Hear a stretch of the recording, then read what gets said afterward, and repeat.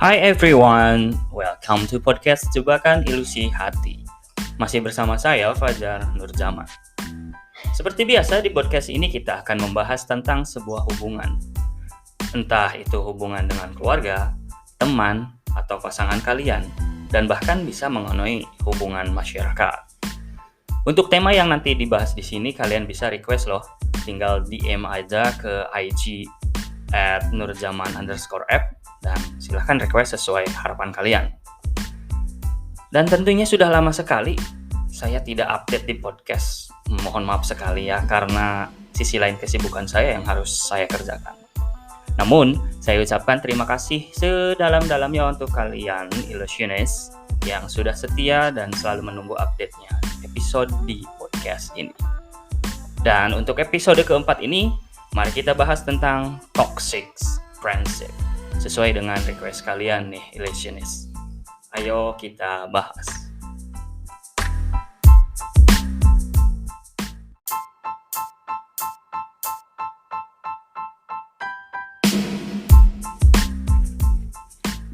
Friendship atau sebuah persahabatan ini adalah kondisi di mana dua orang atau lebih yang sudah saling mengenal jauh tentang pribadinya masing-masing, sehingga mereka tidak bisa terlepas dari kondisi simbiosis mutualisme atau saling menguntungkan. Tapi gimana jadinya ya kalau misalkan kita punya sahabat atau bestie yang toksik? Kira-kira dampaknya bagaimana nih terhadap imun mental dan fisik kita? Terus kira-kira kita masih bisa nggak menerima mereka atau lebih baik kita tinggalkan aja?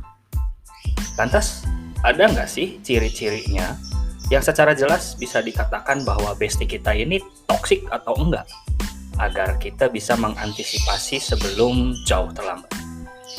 Ini adalah pertanyaan-pertanyaan yang sangat menarik nih yang timbul di benak kalian, tentunya ilusionis, ketika kalian merasakan keraguan dari persahabatan yang sedang kalian jalani.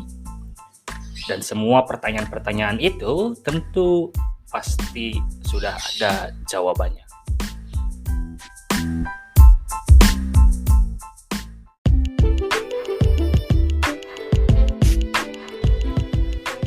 Toxic friendship adalah istilah yang mengacu pada circle teman-teman yang tidak mendukung dan memberikan kontributif positif untuk hidup kita nih sob. Mereka itu selalu membawa efek negatif dalam kehidupan kita. Bahkan mereka sering membuat kita stres, makan hati, dan seolah menjadi racun yang merusak kebahagiaan dan kesehatan mental kita nih sob. Dampak berada pada toxic friendship ini di usia kalian yang masih remaja ya, untuk ilusionis yang masih remaja ini, seseorang mungkin bisa sangat kuat dan bisa sangat rapuh dalam waktu yang bersamaan. Berada dalam toxic friendship dapat membuat seseorang mendapatkan depresi berat nih, krisis kepercayaan, dan menjadi introvert. Karena lingkungan sosial yang paling banyak berpengaruh terhadap karakter dan kehidupan psikologis manusia adalah pertemanan. Bila pertemanan sejati bisa membawa kita pada hal-hal positif, misalnya membuat hidup lebih bahagia, mendapat dukungan yang baik, dan mengurangi kita dari rasa kesepian, nyatanya pertemanan tidak selalu menghasilkan pengaruh positif untuk diri kita nih sob. Banyak banget dampak negatif yang diakibatkan oleh toxic friendship ini, yaitu rasa stres, sedih, cemas, meragukan diri sendiri, merasa disalahgunakan, merasa tidak menjadi diri sendiri, hilangnya kepercayaan, serta membuat kita itu selalu merasa melakukan giving atau selalu ngasih aja gitu. Padahal kalau friendship yang sebetulnya itu take and give, ada ngasihnya, ada memberinya gitu. Tapi kalau misalkan kita sudah melakukan giving aja, memberikan apa yang dia mau aja, itu sudah masuk di circle toxic friendship sih. Maksudnya gimana Kang kalau yang giving aja? Biasanya nih, kalau misalkan kalian sudah diminta sesuatu oleh teman kamu itu nggak bisa nolak. Itu yang disebut dengan giving terus. Tapi ketika kita butuh mereka itu nggak bisa. Nah itu bisa jadi salah satu ciri dari toxic friendship.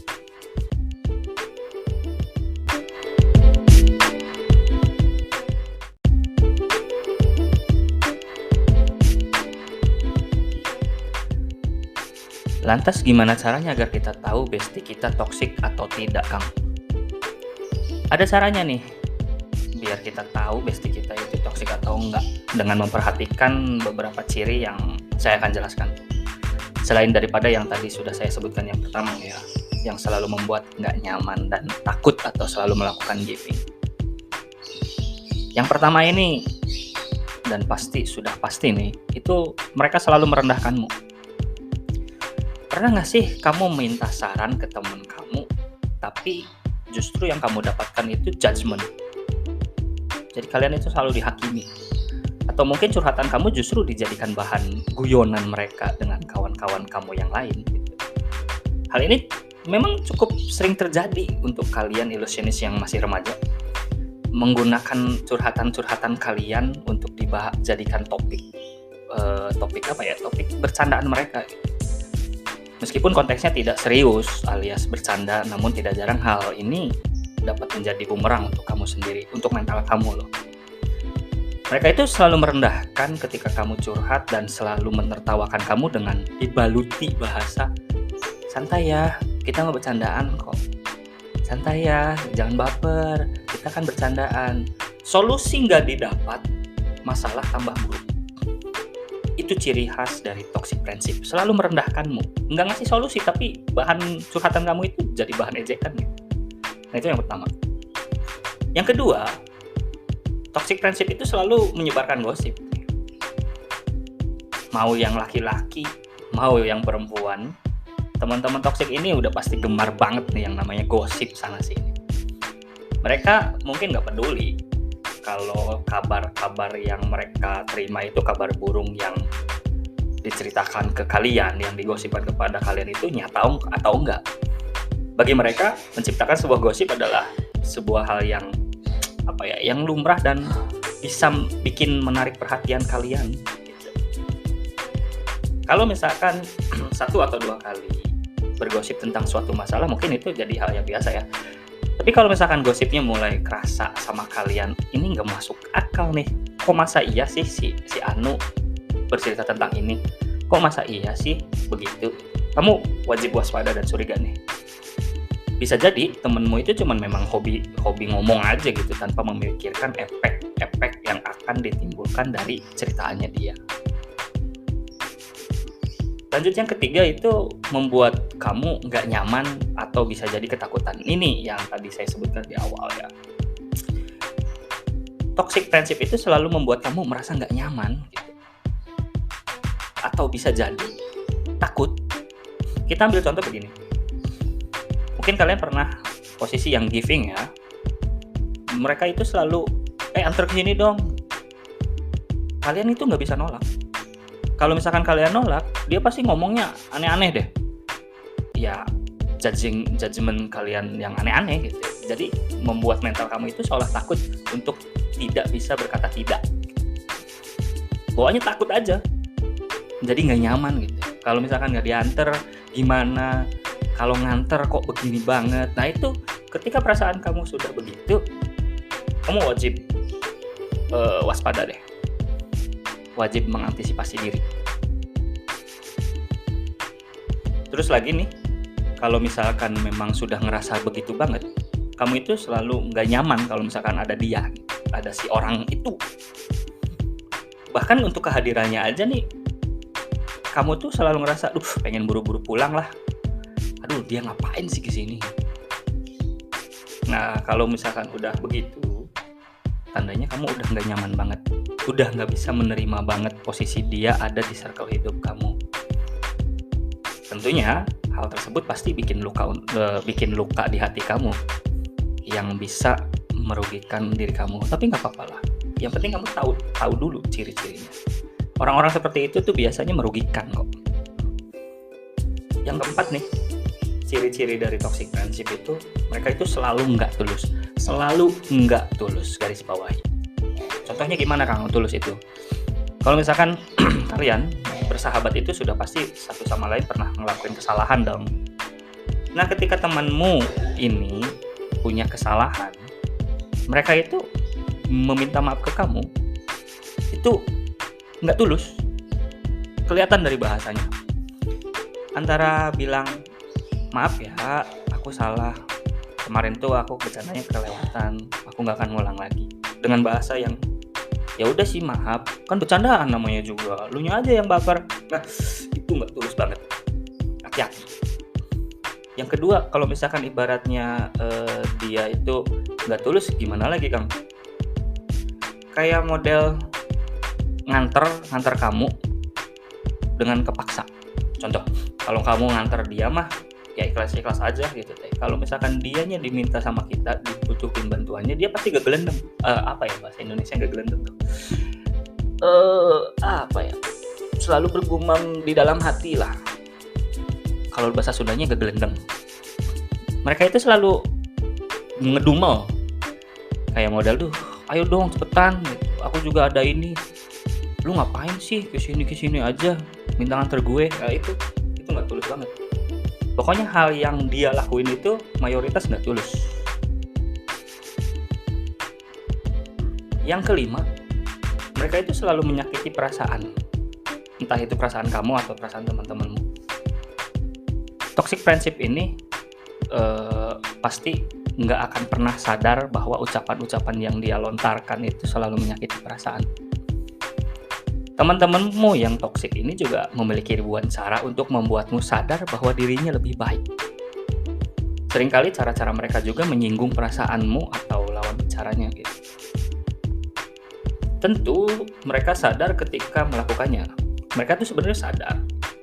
Tapi mereka tidak mau tahu seperti apa efek dari perkataannya. Mereka tuh kalau disebutnya si pikiran pendek deh disebutnya. Jadi cuman beletak-beletuk ngomong a i u e o, nggak pernah mikir efeknya ke depannya kayak gimana. Giliran lawan bicaranya sakit hati, dia pasti ya kembali lagi kepada awalan tadi yang saya jelaskan. "Maaf ya bercanda," gitu. "Hehe, udah nggak usah baper deh," gini. Si bukan tukang tulus, si toxic friend mah emang gitu deh. Yang keenam nih, toxic friendship itu selalu membandingkan. Suka membanding-bandingkan antara kamu dengan teman-teman yang lain gitu. Toxic friend itu bisa jadi membandingkan dirinya juga nih, bahwa dirinya itu lebih baik daripada kamu. Biasanya toxic friendship itu kalau misalkan kamu curhat nih, suka banding-bandinginnya adu nasib, bro. Kalian pasti pernah dong punya teman yang kalian curhat gitu, pengen dapat solusi malah adu nasib gitu. Itu sudah jadi ciri khas si toxic. Kayak seolah-olah mereka itu lebih baik daripada kamu. Padahal yang diceritain itu adalah masalah berat, bro. Gitu. Bukan masalah prestasi, tapi nggak pernah mau ngalah. Lucu aja gitu. Nah ini, yang harus kalian waspadai juga. Yang ketujuh, mereka itu selalu mengutamakan diri. Egoismenya itu, lebih dari 100, kita sebut saja 1000%. Teman toksik ini paling peduli dengan dirinya sendiri melebihi apapun. Mereka itu mampu membuatmu atau kawan-kawan yang lainnya itu seolah ngerasa tidak lebih baik dari dia. Mereka juga tidak akan berpikir panjang untuk melakukan sesuatu demi keuntungannya sendiri, tanpa memikirkan efeknya pada dirimu atau pada orang lain. Misalnya nih, si toxic friend ini akan mengambil keuntungan dengan cara apapun supaya karirnya baik. Bahkan dalam dunia kerja ini, teman yang memiliki sifat toksik tidak akan segan-segan menyikut kamu atau nusuk dari belakang gitu, untuk mendapatkan posisi yang dia inginkan. Gak peduli kok apa imbasnya untuk kamu atau teman-teman yang lain. Yang penting gue the best. Itu toxic. Nah, giliran dianya udah naik dapat posisi jabat yang dia inginkan, dia pasti melecehkan kamu, balik lagi ke yang pertama, merendahkanmu. Dan yang ke-8 itu si toxic friend, atau yang kalau toxic friend itu teman yang toxic, kalau toxic friendship itu persahabatan. Yang ke-8 ini cirinya adalah selalu mencoba merubahmu. Dalam pertemanan, kamu mungkin pernah ngerasa nemuin teman yang ternyata sefrekuensi denganmu. Pasti seru dong, yang namanya juga sefrekuensi gitu deh. Tapi hal ini akan sangat bagus banget kalau memang temanmu benar-benar dapat paham tentang karaktermu, tentang sifatmu, dan yang lainnya tentang kamu dan tulus ke kamu itu bagus, sefrekuensinya benar-benar sefrekuensi gitu ya. Apapun yang kamu lakukan dia dukung, dalam tanda kutip ya, hal yang baik tapi. Kalau hal yang buruk mah ya wajib diomongin lah. Tapi semakin kenal kita kepada teman kita yang lain gitu.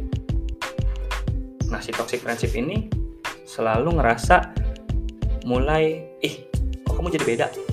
Nah, ketika dia udah ngerasa begitu, dia pasti ngatur-ngatur kamu. Ngajak kamu melakukan hal-hal yang di luar prinsip yang kamu pegang. Dan mencoba merubah kamu jadi sosok yang berbeda.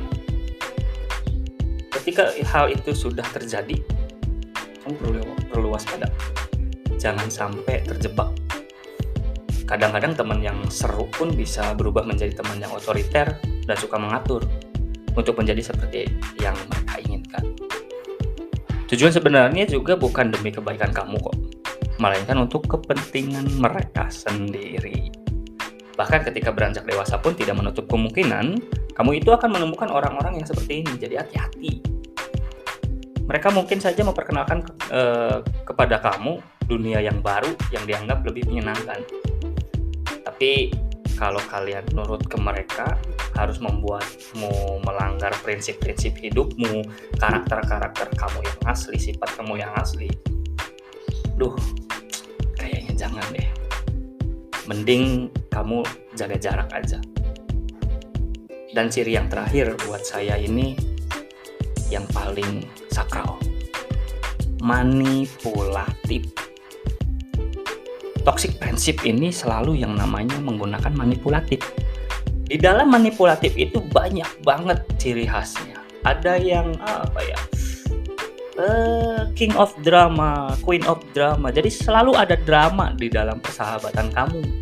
Ketika drama itu terjadi, yang selalu salah itu adalah kamu, bukan dia. Karena kenapa? Sifatnya manipulatif. Apapun kesalahannya, kamu yang salah, bukan saya. Itu si toxic friendship.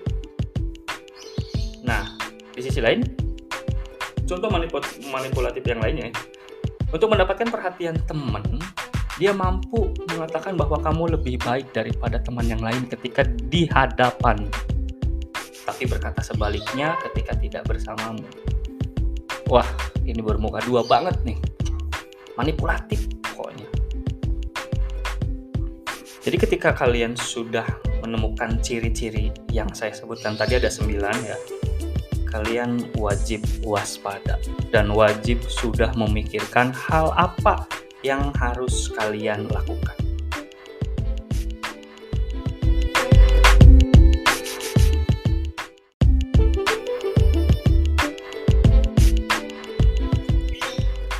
Lantas kita harus gimana nih Kang? Kalau misalkan kita memang sudah ngerasain semua ciri-ciri yang tadi disebutin ada di salah satu teman kita. Tentunya kalau misalkan pertemanan kalian ini sudah lama banget, kalian pasti bingung dong mau ditinggalin atau tetap bertahan. Sayangnya kebanyakan dari kalian itu selalu berpikir bahwasanya mereka bisa berubah kok. Mereka bisa berubah, nggak kayak gitu. Ketika kepercayaan diri kamu sudah seperti itu, sudah meyakinkan diri bahwa dia bisa berubah, it's okay, nggak apa-apa, itu pilihan kau. Tinggal lakuin aja caranya. Gimana Kang? Yang pertama, kalian itu lakukan diskusi bersama dia. 4 mata deh. Ceritakan apa saja hal-hal yang membuatmu nggak nyaman terhadap dia. Ketika di diskusi itu dia menerima kritik dan saran tentang dia yang kamu ungkapkan, berarti dia berkesempatan untuk bisa berubah menjadi lebih baik dan mendengarkan kamu sebagai benar-benar friendship. Tapi ketika kamu berdiskusi dan dia selalu membantah dan dia bilang bahwa dia berubah karena kau, mohon maaf banget, kamu harus pertimbangkan untuk ninggalin. Yang kedua, tetapkan batasan yang tegas. Maksudnya gimana Kang? Tentunya kamu punya prinsip dong. Prinsip kamu ini yang harus kamu tetapkan. Ada batasan-batasan tersendiri ketika ibaratnya ini bukan bercandaan loh. hal ini udah bisa disebut dengan pelecehan, perendahan, dan lain sebagainya. Itu tetapkan dan kamu sebutkan nanti pada saat diskusi sama dia. Kalau misalkan batasan-batasan itu dia bilang, oke, saya nggak akan begitu lagi, dan dia lakuin lagi, wah, dah deh, fix, tinggalin. Yang ketiga, ini untuk yang berani berkata, udahlah, aku nggak akan berteman sama kamu lagi. Tapi sebelumnya, kamu pertimbangkan dulu, akan ngejauhin mereka, bener-bener ngejauhin, atau cuman jaga jarak aja. Gitu. Kalau misalkan pikiran kamu sudah nggak enak banget, udah enak banget nih sama orang, si teman toksik ini, ya udah jauhin aja. Tapi nggak langsung blok jauh. Yang ada, kalau misalkan kamu sudah begitu dan langsung blok jauh, yang ada juga kalian akan digosipkan. Tapi it's okay, nggak apa-apa kok. Dipitnah-fitnah itu nikmat. Asli. Dipitnah-fitnah itu nikmat. Kamu tinggal diam aja kok, tinggal diam untuk menghadapi fitnah. Fitnah itu akan terbukti ketika ada masanya. Dan ketika terbukti, kamu bukan yang salah, dia akan malu sendiri. Dan dia yang akan menjauh dengan sendirinya.